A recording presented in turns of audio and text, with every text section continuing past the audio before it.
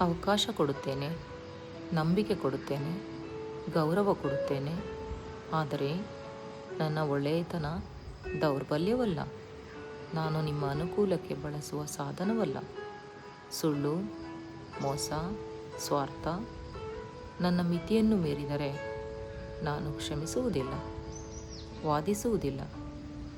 ಸುಮ್ಮನೆ ದೂರವಾಗುತ್ತೇನೆ, ಸಂಬಂಧವನ್ನು ಕತ್ತರಿಸುತ್ತೇನೆ, ಮತ್ತೆ ಹಿಂದಿರುಗಿ ನೋಡುವುದಿಲ್ಲ. ನನ್ನ ನೆಮ್ಮದಿಗಿಂತ ಯಾರೂ ಮುಖ್ಯರಲ್ಲ.